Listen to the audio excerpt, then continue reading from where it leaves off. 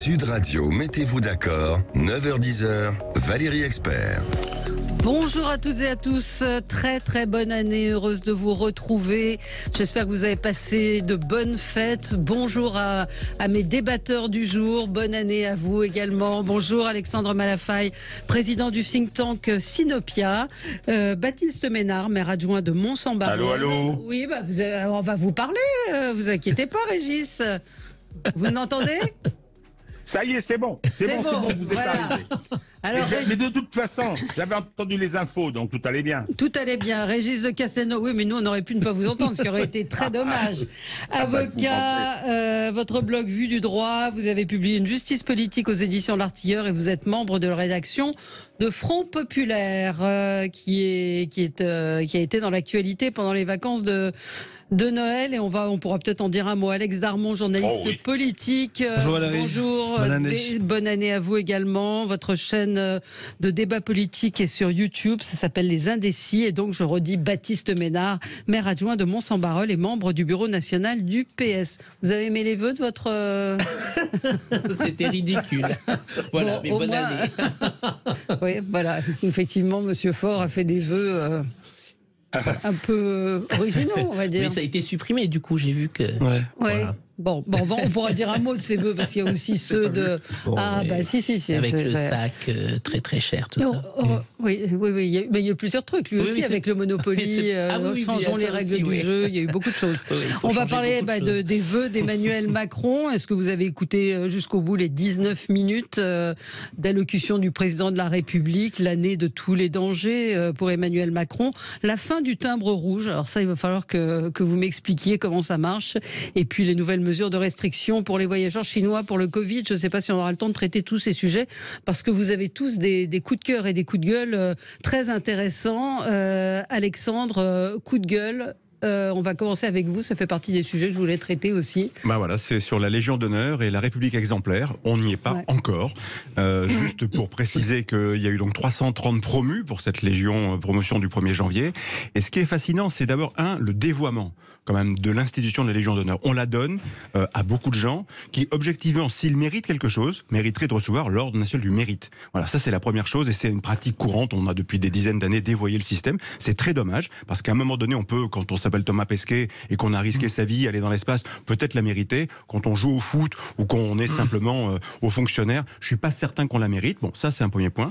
La deuxième chose, c'est que je suis assez frappé par, finalement, toujours pareil, la même cible. Ceux qui reçoivent la Légion d'honneur dans ce pays, c'est quand même, quand on regarde la liste, je l'ai fait ce matin pour voir, quand même c'est essentiellement la haute fonction publique, le monde politique, on va dire l'économie sociale, parce que c'est bien. Voilà. Et alors, par contre, le secteur économique, celui qui crée de la richesse, il a la portion mineure, accessoirement, puisque quand même l'économie tourne, puisqu'il y a des gens qui se lèvent aussi le matin, on peut récompenser peut-être davantage le vrai monde du travail, celui du secteur privé. Et puis, ce qui est fascinant, c'est vraiment la République des copains, quoi. C'est-à-dire, quand on voit tous les promus qui ont été ministres au service d'Emmanuel Macron depuis maintenant 6 ans, ça fait quelque chose. Même Madame Belloubet, qui avait déjà 2 fois la Légion d'honneur, était au 2e grade, elle est commandeur maintenant, Légion d'honneur. Ça, c'est plus ou moins automatique, je crois. Non, il faut quand même monter le dossier, pardon. Ça se fait pas tout seul. On n'est pas obligé de l'accepter. Voilà, mais pourquoi récompenser Monsieur Bayrou? Je veux dire, il est aux affaires. Pourquoi est-ce qu'on la donne à tout ce monde-là? Je trouve que tout ça entretient ce climat où finalement les gens, se disent tout ça n'est pas clair, tout ça n'est pas sain, et on devrait être un peu plus respectueux de cette institution créée par Napoléon, qui a vocation comme à récompenser ceux qui, à un moment donné, servent au sens vrai du terme. Vous savez comment Napoléon appelait la Légion d'honneur? Oui, les hochets aussi. Oui, donc mais c'était pas seulement ça. Ça c'est un peu dévoyé. Qu'est-ce que vous en pensez, Baptiste Ménard? Je rejoins assez ce que vous avez dit. Moi, je trouve que vraiment, quand on voit effectivement François Bayrou, tout ça, on se demande à quoi ça sert. Et surtout, ça renvoie une image qui n'est vraiment pas souhaitable et qui, effectivement, dévoie complètement ce principe. Et qui, du coup, fait que ceux qui l'obtiennent légitimement, finalement, ça n'a plus grand sens. Voilà, donc je suis je vous vois faire la moue, Alex Darmon. Non, mais oui, je suis d'accord avec vous. C'est vrai que ça a perdu de son sens, de sa valeur. Maintenant, moi, j'aime pas le discours de dire que parce que c'est des politiques, de facto, faut pas qu'ils aient la Légion d'honneur. Ils ont servi le pays à un moment donné. Et on leur donne le mérite à ce moment-là. Non, ou le mérite, si vous voulez, bien évidemment. Mais il faut pas dire parce que ce sont des politiques, ça entretient l'entre-soi. Non, c'est des politiques. Ils ont été ministres. François Bayrou, il a été maire de Pau. C'est un homme politique comme un autre. Il est en ce moment commissaire au grand. Alors, je sais pas ce qu'il fait. Bayrou, Castaner, Belloubet, Michel Alliot-Marie, Frédéric Vidal, Emmanuel Vargon, Richard Ferrand, Muriel Pénicaud et Renaud Muselier. Ouais. Après, chercher le fil rouge entre ceux-là, il y en a peut-être un. Oui, mais très bien, mais vous avez raison. Mais ils ont servi le pays à un moment donné. Et si ça avait été un autre président de la République d'un autre bord, et d'ailleurs ça a été le cas, quand c'était Nicolas Sarkozy ou même François Hollande. Oui, mais on a parlé de République exemplaire. Il avait promis le renouveau démocratique, c'est ça, je veux dire. C'est là le décalage. Je suis d'accord avec vous. Régis, en pensez quoi de ces hochets? Alors moi, je suis un peu gêné, parce que je suis titulaire de la Légion d'honneur. Alors, je vais commencer par dire que lorsque je l'ai reçu, c'était il y a longtemps, en 1998, j'étais très content. La première personne que j'ai appelée pour la lui annoncer, c'est mon père qui m'a répondu. Alors, famille de militaires, tout le monde dans la génération précédente l'avait, qui m'a répondu, c'est pas trop tôt, j'ai jamais osé lui demander qui était en retard. Donc, si c'était moi ou la République. Non, ce que je veux dire, c'est que hocher, oui, je disais breloque, moi. Ça fait partie d'un mode de fonctionnement. Effectivement, c'est insignifiant. Aujourd'hui, je dis pas que c'est tombé en désuétude, mais un petit peu quand même, quoi. Un petit peu quand même. Il y a d'autres signes. Je dis en tant que signifiant, C'est-à-dire que, qu'est-ce que ça raconte, si vous voulez, c'est clair, quand j'étais avocat, sur la robe, il y avait ce ruban, et c'était effectivement, les gendarmes, quand je rentrais en salle d'audience, me saluaient, mais tout ça... Il n'aurait pas fait si vous n'aviez pas eu le ruban ? C'était peut-être des réflexes, je le demandais pas, soyons clairs. Non, mais c'est pas ça. Oui. Non, mais je pense que les remarques à chaque promotion, on les fait parce qu'il y a effectivement des gens qui la méritent, ça c'est incontestable. Quelquefois vous avez des gens d'anciens résistants de moins en moins maintenant, parce que le temps passe. On se dit mais on ne peut plus justifier. Et puis vous avez les copains, quand vous êtes au pouvoir, vous les distribuez, et ce sont les hochets, c'est la reconnaissance, c'est voilà. Je pense pas que ça, faut pas sacraliser non plus ce qui est un hocher. Napoléon avait raison. Oui. Mais le message qui est envoyé, j'ai envie de dire au grand public, est peut-être perçu comme l'évoquait Alexandre Malafaille, c'est-à-dire un entre-soi. Alors, j'ajoute, et puis ce sera terminé, je veux pas avoir trop longtemps la parole, j'ajoute que oui, ce système-là, parce que M. Macron nous avait dit, oh là là, il y en a trop, je vais diminuer, vous allez voir, rien que les bons, je veux la revaloriser, moyennant quoi il a fait comme tous les autres, et spécifiquement quand même. C'est-à-dire que les gens qui sont en échec, Madame Vargon, elle a été battue au suffrage universel, on pouvait attendre peut-être. Elle a servi, je suis tout à fait d'accord. Elle a servi, elle a été ministre et tout, mais là... C'est le principe. Mais après, chaque année, c'est le même débat. Alors, j'entends, mais rappelez-vous, la dernière, c'était Agnès Buzyn qui l'avait reçue, et on avait dit, mais à juste titre, bon, c'est scandaleux. Alors, soit on arrête de la donner, soit chaque année, on va redire, c'est les copains, c'est les amis. À l'instant, je me souviens d'un débat sur LCI, il y a maintenant au moins une quinzaine d'années, sur Michel Yeo. Est-ce que vous voyez qui est Michel Yeo? C'est la femme de Jean Todt, qui est une actrice, et donc on s'était dit pourquoi elle reçoit la Légion d'honneur. On a fait tout un débat là-dessus. Et effectivement, on a du mal quand un soldat meurt. J'entendais quelqu'un évoquer cela à l'étranger. On lui donne la Légion d'honneur et en parallèle, effectivement, de l'avoir attribuée à des gens qui ont été ministres. On a, à mon avis, intérêt en démocratie et dans un pays comme la France à s'interroger sur quand un système est dévoyé, est-ce qu'à un moment donné, on prend des décisions pour arrêter ce dévoiement? C'est la question que je pose.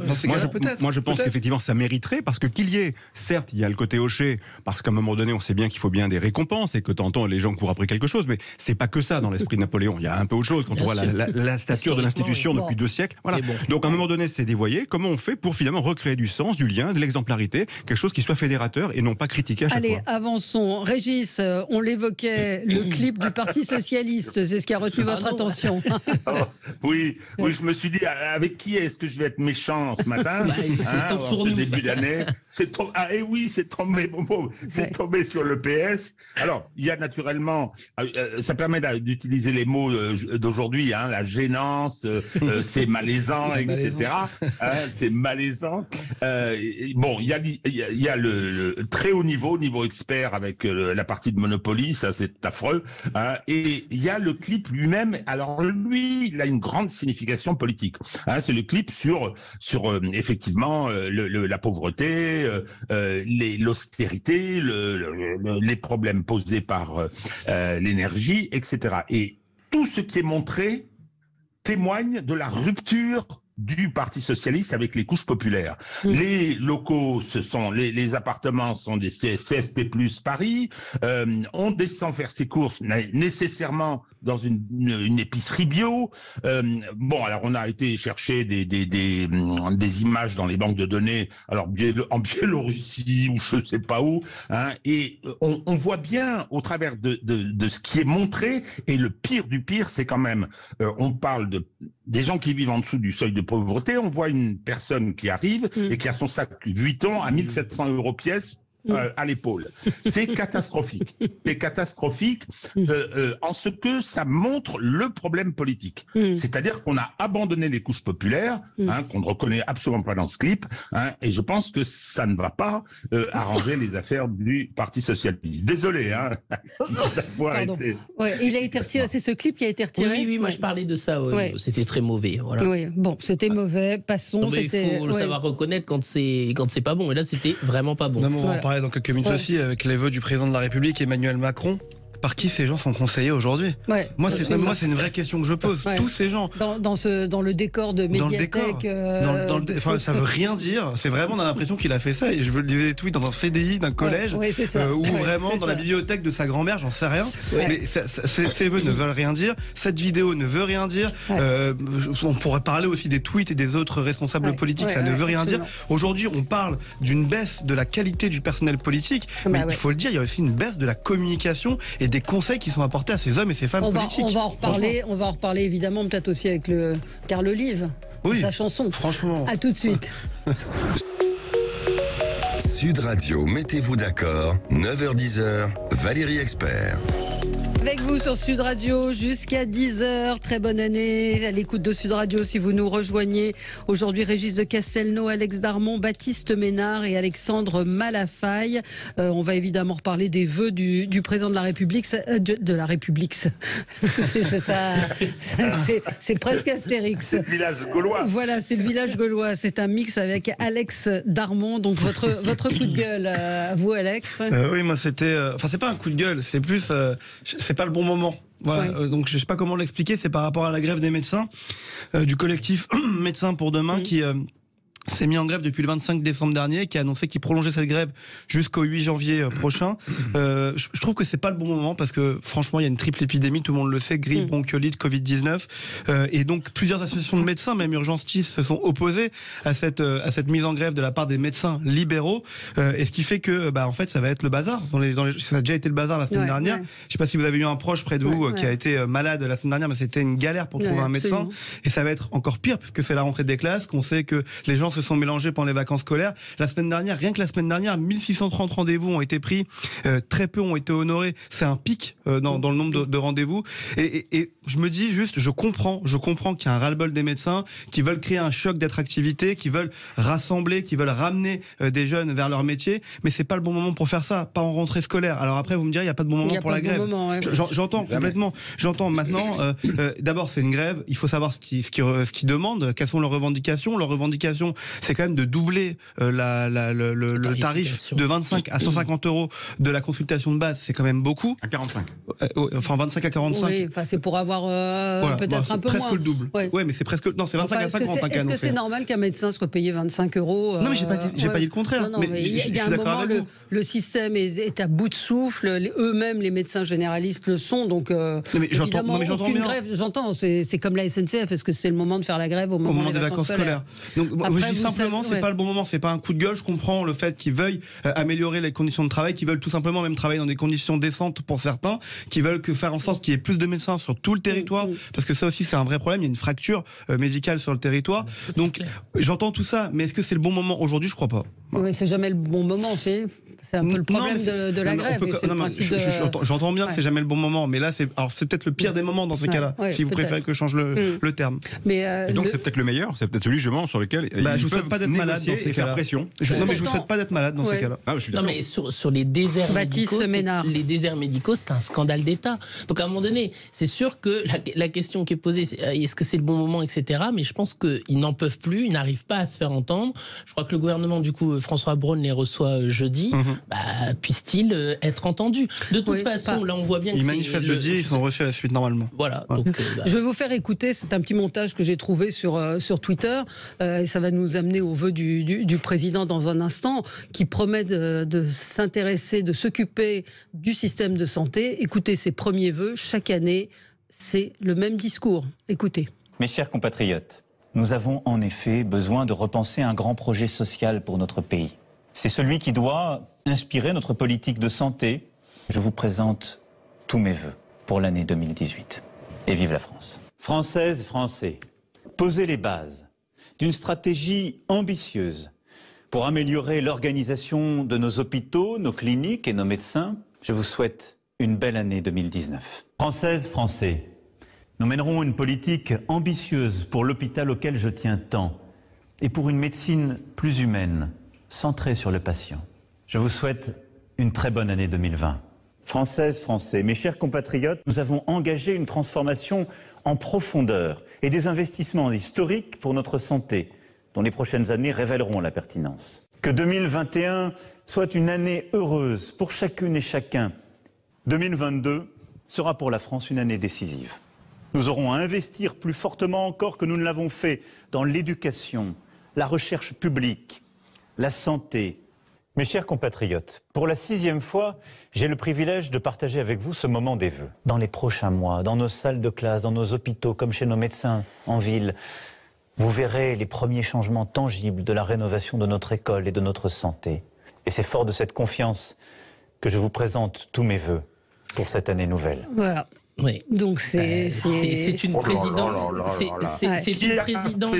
Qui a fait ça? Qui a fait ça? Oui, Qui a fait ça? On a ça sur les réseaux. Qui a fait ça? Oh mon Dieu. Il y a eu plusieurs, parce qu'il y a eu aussi Nicolas Sarkozy qui faisait depuis l'exercice des vœux, et on va en reparler, est un exercice. Mais là, chez Emmanuel mais là, quand vous prenez le sujet de la santé qui est aujourd'hui aigu, et qu'on entend ces promesses dans les mois qui viennent, vous verrez, on voit ce qui est en train de se passer aujourd'hui. Non, mais chez Emmanuel Macron, là, on voit bien que ça devient une présidence bavarde et complètement déconnectée de ce que vivent les gens dans leur quotidien. On parlait tout à l'heure des médecins de l'hôpital public, mais c'est dramatique. Moi, on a un ami de la famille qui a passé toute une partie du réveillon dans des couloirs, dans des couloirs où il a attendu près de 24 heures, où il pouvait même pas aller uriner. C'est ça la réalité. Et donc vous avez des couloirs comme ça avec des personnels de santé qui disent eux-mêmes qu'ils sont dans une situation de déshumanité. À un moment donné, ces mots, c'est bien, mais quelle politique concrète, quelle solution concrète? Et c'est avec cette exaspération-là qu'on se retrouve dans cette situation. Et franchement, alors là, c'est Emmanuel Macron, c'est vrai qu'on aurait pu remonter avant, c'est ça aussi qui lasse les Français et qui parfois les rendent en colère. Parce que clairement, il y a de quoi être en colère. Oui, commentaire, oui. Non, mais encore une fois, pour moi, ce sont deux sujets différents. Là, on parle des médecins libéraux qui se mettent en grève et de l'hôpital. Non, mais c'est important parce que les collectifs... C'est la situation, c'est que ça fait 5 ans que... En 5 ans, ça vous a pas échappé. Et ils font pas exemple de tout reproche, mais il y a eu le Covid. L'hôpital a... Non, mais j'ai pas dit que c'était l'excuse. J'ai pas dit que c'était l'excuse à tout. Mais l'hôpital a été ravagé par le Covid, c'est vrai. Il faut le reconnaître. Et j'espère aussi que ceux qui ont été touchés par le Covid ont pu être suivis et soignés en France, mais ça n'a pas été le cas de tous les Français. Mais pendant le Covid, le gouvernement continuait de supprimer des lits. Donc il faut arrêter. Non mais très bien, mais ce sont deux sujets à mon sens différents. Vous avez les médecins libéraux qui aujourd'hui se mettent en grève et ça date pas du Covid ou d'avant-hier, ça date de bien avant l'attractivité. Vous avez des médecins, des jeunes diplômés médecins qui ne veulent plus aller s'installer en cabinet. Et ça, vous aurez beau rendre le métier attractif, ils ne veulent plus le faire. C'est des méthodes de vie qui ont changé aussi et qui ont évolué. Et il faut l'entendre.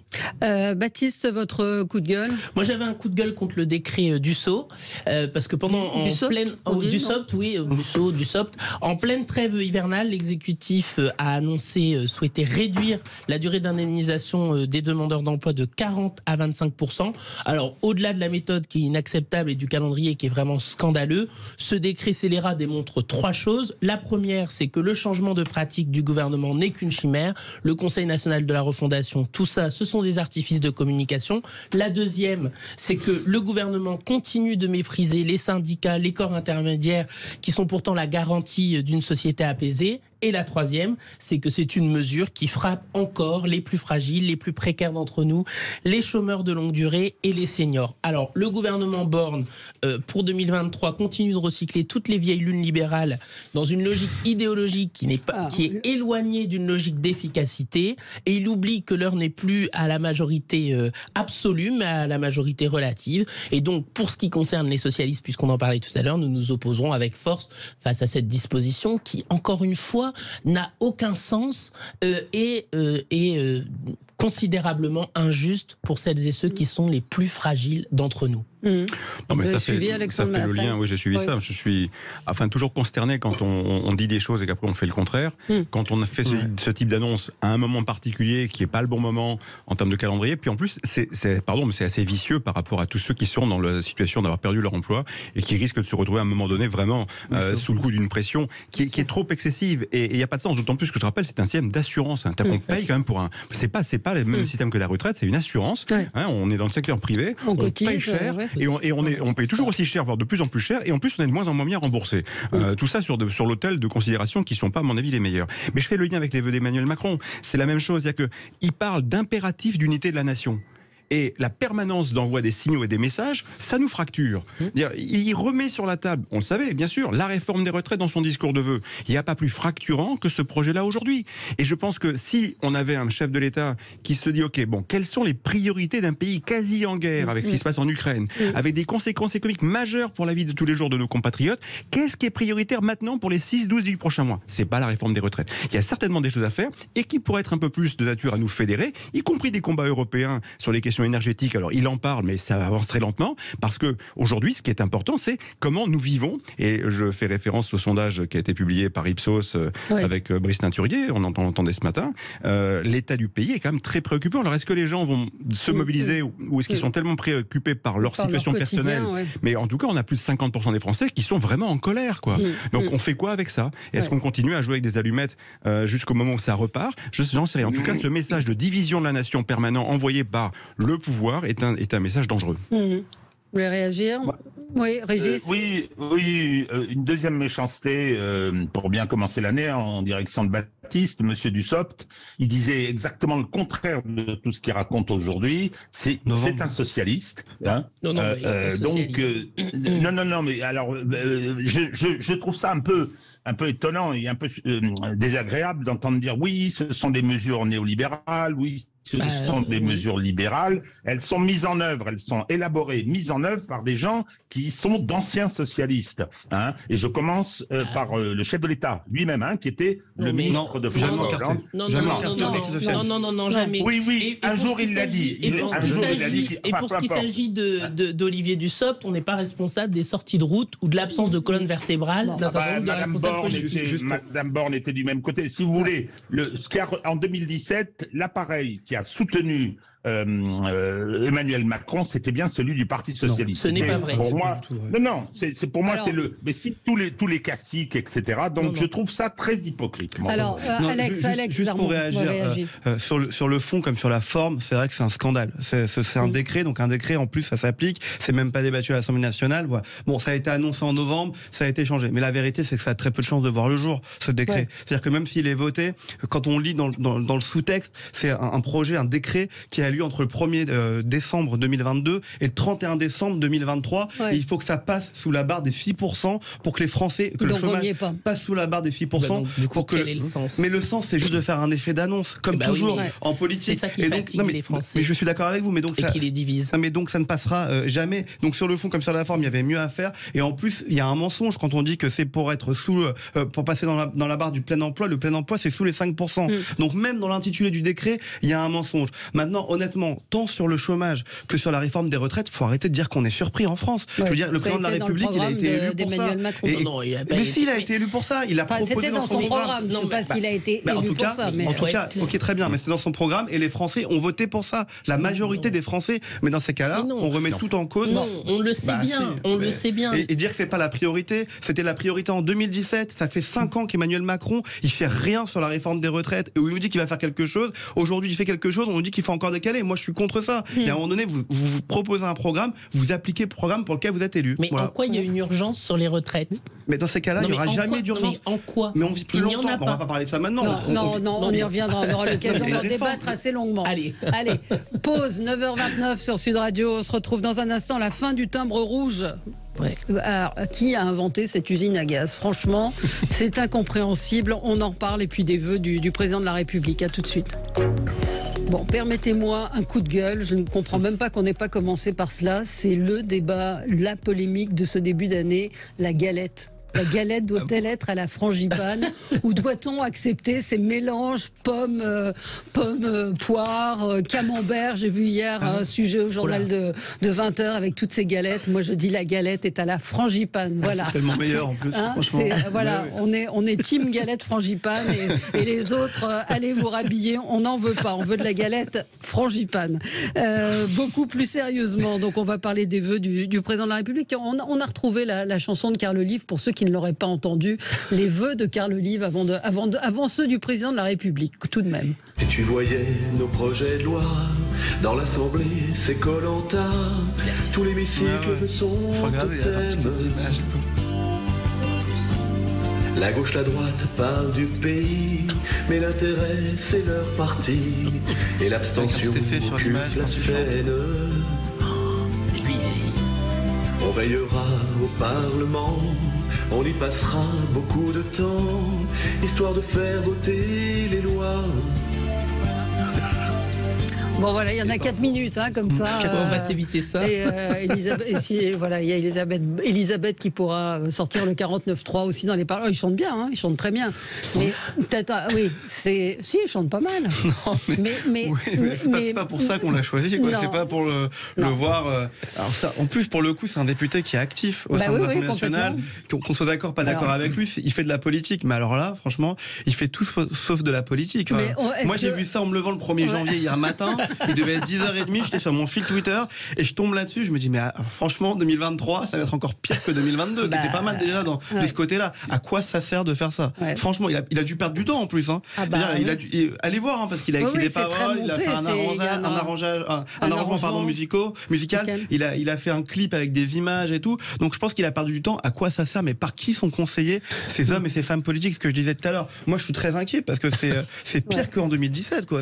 Des gens qui sont dans la politique spectacle du début à la fin. Voilà. Cela dit, ça fait un moment que ça dure. J'entendais des gens qui rappelaient Morin, qui était dans sa cuisine pour présenter. Aussi, voilà, c'est ça. Le lead-up de l'UMP, c'est Régis, vous l'aviez vu ça ?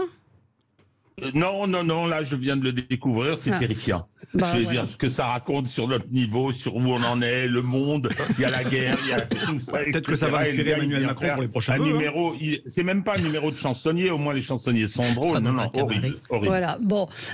Parlons des vœux du président de la République, peut-être la forme aussi dans cette médiathèque, cette école, ce CDI, ce fond assez étrange, parce que quand j'ai regardé effectivement les vœux précédents sur ce clip qui parlait de la santé, il était assez solennel, dos au jardin. Là, on se demande ce que c'est que cette petite bibliothèque avec les livres dont on n'arrive pas à lire les titres, donc ça a été bien réalisé.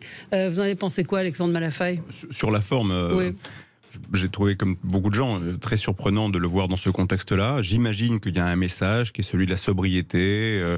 On veut un peu gommer l'éloignement du président avec le reste de la société, avec l'affichage présidentiel, le château de l'Élysée, etc. Tout ça. Bon, sur la forme, c'est vrai que c'est curieux et évidemment, ça fait forcément parler. Moi, ce qui m'a vraiment préoccupé, c'est sur le fond, ce que ça dit sur un point en particulier, sur le fait que, en fait, on a le sentiment que finalement, on a beau être chef de l'État et avec le niveau d'information qu'est le sien, on passe son temps à subir. Parce que quand même, il dit à 2 reprises que, voilà, sur la guerre en Ukraine, on n'a rien vu venir, et sur la crise climatique et les effets que ça a eu sur l'été dernier, bah, on s'est fait surprendre. Et d'ailleurs, qui aurait pu prévoir, il y a des sur la guerre en Ukraine, on voyait très bien que c'était en train de se dégrader. En tout cas, dire qu'on ne voyait rien, c'est quand même un mensonge d'État, parce que les services secrets, les services militaires, les Américains, tout ça voyaient très clairement que c'était une hypothèse sérieuse. Et sur l'impact du changement climatique, sur le réchauffement et sur ce que ça peut avoir comme conséquence, il ne pouvait pas être grand clair pour imaginer que les incendies se répéteraient. Moi, je suis frappé, justement, c'est là où je me dis, mais à quoi vous servez? Parce qu'on parle de priorité. Ok, moi je veux bien la réforme des retraites, c'est une priorité. Enfin, la priorité, ça aurait été de dire, ok, puisqu'on est dans ce schéma-là, est-ce que c'est pas le grand moment pour faire un plan Canadair? Et à pas attendre que le Sud-Ouest soit ravagé pour redoter la France de Canadair et le faire avant l'été, avant que ça crame. Non mais, je veux dire, c'est ça, anticiper, gouverner, c'est prévoir. C'est un petit peu ça qu'on attend d'un chef de l'État. Peut-être pas dans les vœux. Non, mais je veux dire, parler de Canadair dans les vœux du 31 décembre. Je dis pas que c'est ce qu'il fallait qu'il dise le 31 décembre, mais il aurait fallu que, depuis 1 an ou depuis 2 ans, voyant ce qui se passait, qu'on prenne des décisions, non pas pour, voilà, gérer le quotidien comme on le fait en permanence avec une vision courte vue, mais de dire, voilà, il y a un sujet majeur qui est le réchauffement climatique, les incendies vont se multiplier, comment on s'y prépare? Et pas attendre qu'on ait ravagé le quart du Sud-Ouest pour se dire, ah bah tiens, on va peut-être remettre des Canadair. C'est ça, gouverner. Et je trouve que là-dessus, on passe à côté quand on a un président qui dit, bah, comment ne pouvait-on voir? Bah oui, on devrait pouvoir voir. Oui, c'est à ça qu'on les attend. Oui, Alex. Alors, vous du président, vous les avez regardés jusqu'au bout? Honnêtement, je les ai pas regardés. Ah, vous les avez pas regardés? Non, mais je les ai regardés en replay derrière parce que j'avais pas envie de regarder. D'ailleurs, je trouve que c'est un peu désuet maintenant à 20h, surtout pour faire ce qu'il a fait, des vœux de 20 minutes, 19 minutes, je crois que c'est les plus longs.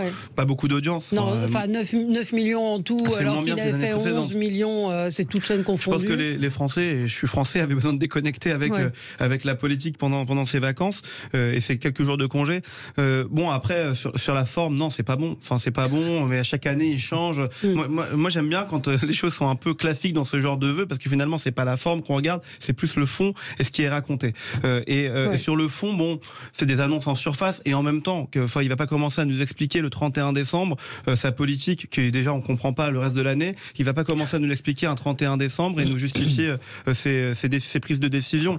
Bon, voilà. Après, sur le fait, je suis désolé, mais je suis juste obligé de répondre sur les priorités. Quand je dis que la réforme de retraite est une priorité, à mon sens, oui, c'est une priorité. Pourquoi? Parce que le modèle social français, on y tient, on en profite tous, et donc ça fait 10 ans qu'on nous dit qu'on va réformer la réforme des retraites pour pouvoir le refinancer, pour pouvoir mettre du carburant dans la machine, et en fait on dépense, et c'est le modèle social français qui est touché tout au long de cette évaluation. C'est pour ça que je dis que c'est pour moi, à mon sens, une priorité. Et j'ai 34 ans, et je sais pas, depuis que je suis tout petit, on me dit que je ne toucherai jamais ma retraite, donc c'est quelque chose qui me concerne directement. C'est juste ce que je voulais dire. Après, sur les vœux du président de la République, moi je pense que là, samedi soir, c'était le moment de se dire, quand on est communicant politique, en tout cas d'Emmanuel Macron, on aurait dû faire autre chose, et à mon avis l'année prochaine faudra faire autre chose, parce que de moins en moins de gens regardent. Oui, voilà. Et puis que c'est quand même, ça a été une sorte de robinet d'eau tiède, pardon, il y a eu 2 annonces, c'est même pas des annonces, il a confirmé les réacteurs nucléaires, sur le service universel qu'il a créé, c'était juste pour dire, mettre une tape dans le dos, dire c'est bien, on va la faire,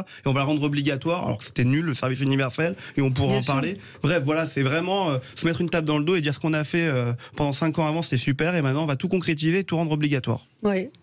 Alors, sur la forme. Oui, Régis, allez-y. Je ne sais pas si tout est de la faute des communicants, mais enfin, on a un président de la République dont on nous avait dit qu'il était si brillant, si ceci, si cela, une bête à concours.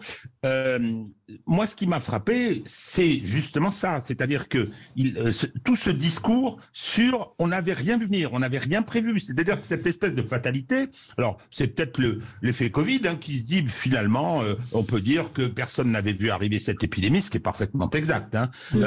Donc voilà, c'est le fil de l'eau. C'est le fil de l'eau, et on théorise autour de ce qui est imprévisible. Sur le réchauffement climatique, je veux bien, mais ça fait quand même 25 ans évidemment que c'est une question centrale. Rappelons-nous les fameux films, et je pense que c'est un escroc, mais de Al Gore, etc. La guerre en Ukraine, enfin, on l'avait pas prévu. Vous avez entendu ce que racontait Merkel? Vous avez entendu ce que racontent aujourd'hui les gens qui avaient été les parrains des accords de Minsk, etc. Bien évidemment qu'on le savait. Puis on a des services de renseignement en France, puis on a ceux de l'OTAN, etc. Hein, je veux dire, ça devient un mode de gouvernance. C'est-à-dire, c'est pas de notre faute, on l'avait pas vu venir, c'était imprévisible, donc on n'a rien fait. Qu'est-ce qu'il va nous dire concernant l'effondrement de l'État dans ses fonctions régaliennes, hein, on parle à chaque émission, Valérie, de tout ce qui va pas. De l'état civil, 1 an pour avoir un passeport, tout un tas de choses auxquelles on s'habitue et qui sont intolérables. Je veux dire, quand on voit les questions de sécurité et tout. Non, on n'avait pas prévu qu'il y aurait de l'insécurité. On n'avait pas prévu qu'il y aurait des incendies, etc. Je trouve que c'est une façon de gouverner qui est mais absolument irrecevable. Oui, Baptiste, Ménard. Oui, bon, sur la forme, je n'ai pas été convaincu, et sur le fond non plus d'ailleurs. Non, moi je n'ai pas compris le sens de ce qu'il voulait dire, de ce qu'il voulait démontrer. Moi, il me semble que les vœux, il faudrait effectivement, à mon avis, un format beaucoup plus court, donner une vision, donner un cap, et ne pas rentrer dans le détail de telle ou telle mesure. Et par ailleurs, bon, je voulais quand même vous répondre en disant que non, la réforme des retraites n'est pas du tout une obligation à l'heure actuelle. Moi, je vous rejoins assez pour dire qu'il y a d'autres sujets qui, me semble-t-il, sont importants et qu'il faudrait traiter et sur lesquels, encore une fois, les Français ont des attentes sur le pouvoir d'achat, sur l'école, sur la santé, alors que la réforme des retraites n'est pas du tout obligatoire. Tous les rapports du corps démontrent que le système est à l'équilibre, que notre modèle social, est sanctuarisé. Donc, il n'y a pas de nécessité de le faire. Donc, encore une fois, moi, j'aurais attendu de ces vœux qu'ils soient plutôt l'occasion de rassembler les Français, plutôt que, effectivement, il y a ce paradoxe qui consiste chez Emmanuel Macron à appeler au rassemblement et à, dans ses actes, dans ses politiques, diviser sans cesse la population française. Oui, mais un auditeur me dit, mais il a parlé de l'Ukraine avant même de parler de la France. Oui, parce qu'il a voulu assurer du soutien de la France aux côtés de l'Ukraine. Bon, c'est quand même ce qui a marqué l'année 2022. C'est quand même une guerre qui touche indirectement. Mais il est président de la France. Oui, bien sûr. Non, mais il est président de la France, vous avez raison, mais la France a donné des armes à l'Ukraine, l'a accompagné. Il y avait quand même une justification aussi à dire pourquoi la France avait accompagné l'Ukraine. Mais commencez par ça. Moi, personnellement, ça ne me choque pas. Non, ça ne me choque pas, étant donné que tout ce qui se passe aujourd'hui, quand on nous parle de coupure d'électricité ou d'autres choses comme ça, on nous fait croire que c'est à cause de l'Ukraine. Donc, mais est-ce qu'il n'y avait pas des choses plus concrètes à dire? Alors, on l'aurait accusé de faire un cocorico, mais il y a des choses positives. Je voyais la France locomotive économique de l'UE, 120 000 emplois créés. Il l'a dit. Il l'a dit, il l'a dit en fin de discours. 1 million d'emplois créés depuis 2019. Premier pays de l'UE en investissement étranger. 3 licornes en 2019, 26 en 2022, 12 milliards de levée de fonds. Non, mais il n'a pas parlé des licornes, vous avez raison, c'est très important. Non, mais ça veut dire que la France est aussi performante, ce qu'on n'a pas entendu. Il a dit que la France en sortait mieux que ses voisins européens en donnant les chiffres du chômage à la fin de son discours de vœux. Donc il l'a dit. Alors est-ce qu'il aurait dû le dire en ouverture? On lui aurait dit, mais pourquoi vous dites ça en ouverture? Vous êtes content de vous voilà. Donc, bon. Discours donc pas convaincant ou pas convaincant? Est-ce que vous êtes d'accord? Est-ce que c'est l'exercice effectivement qui est un peu désuet? Ce sont des discours qui parlent à ceux qui veulent bien entendre et globalement vous convainquez ceux qui sont plutôt vos partisans, vos fans et puis tous les autres vous reçoivent pas. D'autant plus qu'il exploite toutes les ficelles du système en effet pour faire de la politique politicienne classique. Voilà, il y a des grands mots. Alors on veut unir les Français, on veut être une nation de bâtisseurs, tout ça c'est très bien, sauf que plein de gens perçoivent le contraire. Parler de bâtisseurs quand on a par exemple contribué à démanteler la filière nucléaire en partie depuis une quinzaine d'années, c'est sûr qu'après dire on l'a refait, d'accord, mais pourquoi vous l'avez défait? Donc il y a comme ça beaucoup de messages qui sont très brouillés par le bilan et l'histoire, et tout d'un coup on met des mots, et les gens voient bien qu'il y a une espèce de disproportion invraisemblable entre les mots et la réalité. Et cette espèce de mensonge d'État permanent, enfin politique, en mettant des mots qui décrivent pas la réalité correctement, les gens l'aperçoivent. Donc oui, c'est pas très convaincant. Allez, on marque une toute petite pause, 9h44. Restez avec nous sur Sud Radio. On va parler de ce timbre rouge qui donc va disparaître pour devenir l'e-timbre. Le Parisien a testé, ça fonctionne pas tout à fait comme il faut, mais bon, pas désespérer. On en reparle dans un instant. Restez avec nous. Sud Radio, mettez-vous d'accord, 9h-10h, Valérie Expert. Alors, une nouveauté, il y a pas mal de choses qui changent au 1er janvier. Eh bien, le timbre rouge, celui qui vous permettait d'envoyer une lettre en courrier rapide, donc disparaît. Et la Poste vous propose l'e-lettre rouge. Donc, si vous avez plus de 70 ans, enfin, je ne veux pas faire de l'agisme bashing, mais c'est vrai que c'est ce que disait Baptiste Ménard, il y a quand même pas mal de nos concitoyens qui ne sont pas forcément habitués au numérique. Et donc, ce matin, le Parisien a testé l'envoi de cette lettre. Pour l'instant, ça ne fonctionne pas encore. Donc, en gros, vous devez, si j'ai bien compris, écrire votre lettre soit la scanner, il faut déjà pouvoir le faire, soit l'écrire sur l'espace dédié sur le site, soit prendre l'un des 231 modèles, contestation de PV, résiliation d'abonnement Internet ou importer un document depuis votre ordinateur. La Poste va ensuite le numériser et l'envoyer à votre place. Donc, quid de la confidentialité et quid de cette usine à gaz. Vous, Régis, peut-être qui êtes l'aîné d'entre nous, si je puis me permettre. Oui. Sauf que je suis passionné, je suis pas très compétent, mais moi, ça fait très très longtemps que j'envoie plus de lettres manuscrites et tout. D'ailleurs, on perd la qualité de l'écriture si on arrête manuscrite. Et donc, c'est sidérant. C'est sidérant. De déconnexion, c'est le mot qu'il faut utiliser, mais la confidentialité, bien sûr, ça nécessite en amont de faire tout un tas de choses avec l'ordinateur également. Enfin, qui a eu cette idée folle On comprend pas. C'est incompréhensible. Alors, Alex, vous nous expliquiez pendant la coupure, vous avez un peu plus enquêté. Vous n'êtes pas le plus jeune, je crois que c'est Baptiste. Mais vous avez dit que en fait. C'est structurel. C'est pour plein de raisons que la Poste a décidé de faire ça. D'abord, selon leurs arguments, c'est d'abord écologique. C'est-à-dire que en 2008, pour vous donner des chiffres, il y avait 6 milliards de plis en France qui étaient envoyés, enfin pas en France, en tout cas traités par la Poste, 6 milliards de plis et 18 milliards de plis en 2008. Et aujourd'hui, il n'y en a plus que 6 milliards. Et donc, ils ont le même mode de fonctionnement et le même mode de distribution entre 2008 et 2022, ce qui coûte beaucoup d'argent, mais ce qui aussi a beaucoup d'émissions carbone sur le fait que vous avez 3 avions qui tournent en permanence au-dessus des territoires pour pouvoir distribuer ces lettres. Donc pour eux, c'était plus viable et ils voulaient réduire leur émission de carbone. Donc ça, c'est 60 000 tonnes, je crois, c'est ça la promesse. 60 000 tonnes économisées. 60 000 tonnes économisées d'ici à 2030, exactement. Donc ça, c'est le premier point. Après, il y a aussi, c'est clair, un point de vue économique en disant que ça coûte beaucoup d'argent et que il fallait réduire aussi la facture. Maintenant, ce qui est certain, c'est que ça va mettre du temps à s'installer. Il parlait là, vous donniez les grandes lignes de ce nouveau mode de fonctionnement. Mais il parle de mettre des agents qui vont venir à domicile pour pouvoir aider les personnes. Ça s'appelle le rendez-vous facteur. Oui, mais vous avez raison, mais surtout ça va coûter plus d'argent encore. On prend en ligne. Il va y avoir des gens qui vont être engagés pour. Et ce qui est important de dire, c'est qu'effectivement, et vous le disiez Baptiste hors antenne, c'est presque 13 millions de Français qui souffrent d'électronisme. C'est comme ça que ça s'appelle. C'est-à-dire en gros qui ne savent pas se servir d'internet ou des nouvelles technologies pour pouvoir écrire. Là, ce que nous propose la Poste, c'est simplement de faire un système de mail. Nous, on pouvait le faire depuis notre ordinateur. Là, ça va être du mail grâce à la Poste. Donc c'est un peu en avance, mais en étant tout en retard quand même. Alors le Parisien, donc, je vous lis juste l'histoire du Parisien. Donc il a envoyé, le journaliste fait 2 courriers, l'un pour le 17e arrondissement de Paris et un deuxième à un membre de sa famille dans un village alsacien. Problème, ni le membre de sa famille ni son collègue n'ont reçu le courrier le samedi comme prévu. Sur le site de la Poste, on peut voir les différentes étapes du courrier envoyé et la commande a bien été prise en charge, imprimée et triée, mais elle n'a pas été délivrée par le facteur. Bah oui, parce que le samedi, contrairement à ce que dit la Poste, le courrier est n'est souvent pas délivré. Et donc la Poste, sur son site, indique que J+1 est un délai indicatif. Donc autant utiliser la lettre, le timbre vert. Bah oui, voilà. Ouais.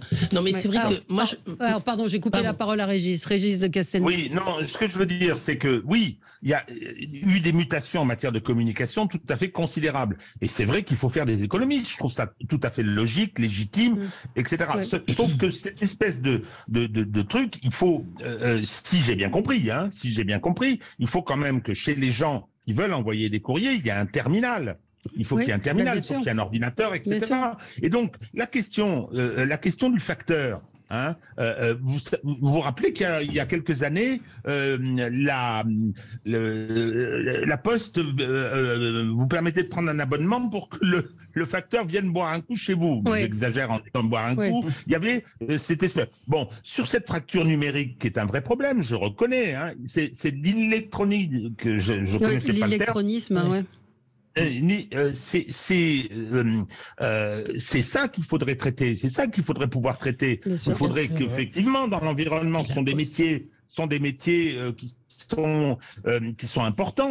Bon, d'abord parce que l'informatique, elle tombe souvent en panne, il y a des choses complexes, etc. C'est autour de ça qu'il faudrait que dans les quartiers, il y ait des gens, ou dans les régions, qu'il y ait des gens qui soient susceptibles d'assister. Ça, c'est un vrai service public, me semble-t-il, alors que cette espèce d'usine à gaz, ça paraît très compliqué. Ça paraît très compliqué. Et puis, pansement sur une jambe de bois.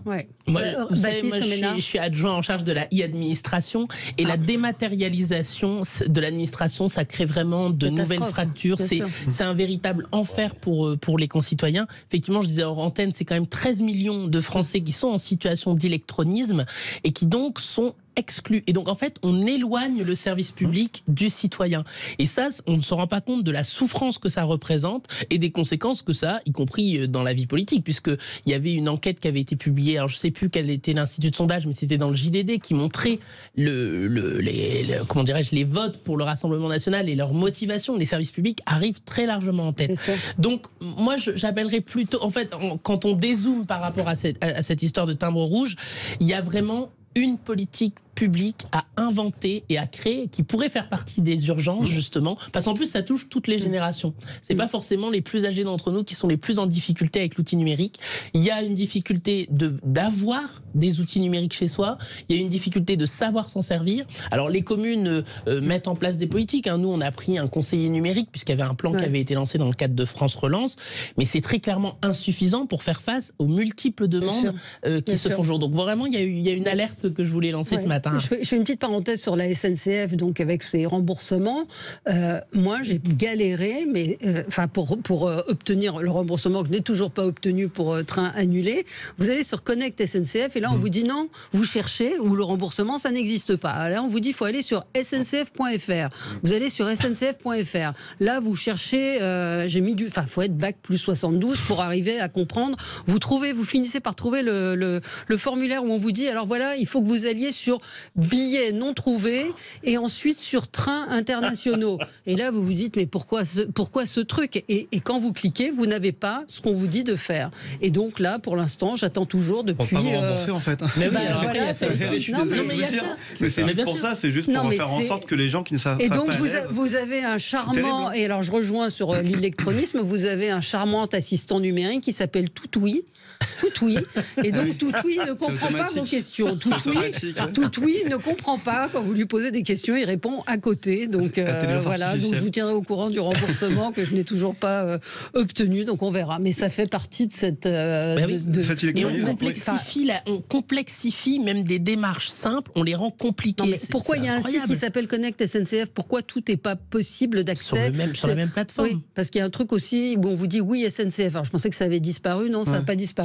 Non, mais c'est sûr que sur cet électronisme, c'est une vraie question et il va y avoir un vrai enjeu demain. Ça fait des années qu'on nous dit qu'à l'école, on forme les élèves aux nouvelles technologies. C'est pas vrai. Les élèves, d'abord, se forment tout seuls. Deux, le pouvoir politique s'en fout de ces questions de nouvelles technologies. Juste sur le timbre rouge, une chose qui est importante à dire, c'est qu'on dit que c'est terminé. C'est pas encore terminé. Vous pouvez encore utiliser vos timbres rouges jusqu'à fin des stocks. Et il y a aussi autre chose, parce que vous avez compris, je me suis beaucoup renseigné sur le sujet. C'est un sujet qui m'intéresse. Je trouve ça passionnant. Il y a une nouvelle forme d'envoi qui va être créée. créé, parce qu'il n'y avait pas assez de couleurs à la poste, ils ont créé ce qu'on appelle la lettre turquoise, qui va arriver dans quelques jours, quelques semaines. Et dans la lettre turquoise, donc, vous pourrez, c'est la lettre turquoise éco quelque chose, vous pourrez envoyer votre pli depuis chez vous, c'est-à-dire qu'il sera pris en main depuis votre propre boîte aux lettres. Et par contre, il mettra, je crois, 4 jours à arriver à destination. Donc, en fait, on a voulu innover en faisant des temps d'envoi beaucoup plus longs. Voilà, c'est l'innovation et c'est la nouvelle technologie. C'est-à-dire que le main à main, le contact physique prend du retard par rapport au contact technologique. Mais la question qu'on se pose, c'est sur les motivations de la réduction de l'empreinte carbone qu'on peut entendre. Est-ce que c'était la bonne mesure à appliquer? Est-ce qu'il n'y avait pas d'autres méthodes? Est-ce qu'on ne pouvait pas changer les 3 avions qui volent en permanence? Enfin voilà, on se pose la question. On se dit à un problème très concret avec c'est-à-dire que là, vous imaginez que la Poste va imprimer votre courrier et va lui-même l'imprimer et l'acheminer. Et le scanner, ce qui pose quand même un problème aussi de sécurité et de confidentialité, puisque apparemment ça va être stocké, moi aussi je me suis renseigné, ça va être stocké pendant 1 an sur des serveurs. Objectivement, qui va se servir de ça? Personne ne va se servir de ça. Il y a aussi la question des originaux, quand on a vraiment besoin d'envoyer un original et de le faire rapidement, la question c'est comment on le fait. Alors après, s'il faut passer par un envoi en recommandé, on imagine que le recommandé lui, pour arriver le lendemain, il faudra qu'il prenne l'avion. Donc tout ça pose des vraies questions. Il y a une vision globale qui est peut-être pas très claire. On imagine bien que derrière tout ça, il y a quand même l'hôtel économique qui bien sûr qui s'impose et que les conséquences pour les gens, elles sont pas toujours prises en considération. J'imagine aussi qu'ils ont peut-être fait une étude sérieuse quand même pour bien comprendre finalement quels étaient les vrais besoins d'un envoi à J+1. Il reste la lettre verte qui mettra J+3. Maintenant il y aura la lettre turquoise qui mettra J+4. Enfin à la limite, si c'est pas très urgent, c'est pas non plus forcément très très grave. Par contre, ce que moi me choque toujours dans ce genre de grande transformation, c'est le côté brutal. Certes, si on a du stock de timbre rouge, tout va bien, mais sinon c'est le côté brutal, c'est-à-dire que c'est du jour au lendemain, c'est comme ça, et il n'y a pas une espèce de période de transition où on aurait pu très bien dire aux gens, écoutez, on va changer, mais vous avez 1 an pour vous préparer, avoir une tarification attractive pour le nouveau modèle, pour essayer petit à petit d'y mettre les clients là-bas, parce que ce sont des clients, ils ne sont pas des usagers, quand même, à un moment donné, ils payent, ils ont droit à un service, et donc une fois que c'est fait, voilà, une fois qu'on a pris la main, à ce moment-là, on fait la rupture. Et vous avez raison, ce sont des clients, et en plus, ce qui est fou dans tout ça, c'est que le prix a augmenté. C'est-à-dire qu'on paye plus cher. C'était 1,44 €, je crois, le timbre rouge. Aujourd'hui, votre envoi par e-lettre fait 1,49 € de mémoire. Donc en plus, le prix a augmenté. C'est-à-dire pour moins de services. Pourquoi ne pas avoir dit, finalement, le courrier mettra 3 jours dorénavant et envoyer des mails. Et bonne année. Ce serait beaucoup plus loyal. Ce serait plus loyal. Un auditeur m'envoie, alors c'est effectivement toutes les difficultés à se faire rembourser son voyage à SNCF, et une cliente a raconté qu'elle a pu se faire rembourser tous les billets achetés pour sa famille et pour son chat. Elle a reçu donc son bon, mais elle ne peut réserver que pour une personne avec son bon. C'est-à-dire que si vous voulez refaire le même voyage, c'est pas une cagnotte que vous pouvez utiliser, vous ne pouvez l'utiliser que pour elle. Donc c'est pas valable pour plusieurs personnes ni pour les animaux de compagnie. Formidable. N'oubliez pas, SNCF, tout est possible. Voilà. Et là, Valérie, vous avez une partie de la réponse. J'ai une partie de la réponse, donc il va falloir que je parte beaucoup en vacances pour utiliser les avoirs SNCF. Voilà. Merci à tous. Bonne année encore une fois, et on se retrouve nous dans un instant pour l'émission Média. On continue sur Sud Radio. Il est 9h58.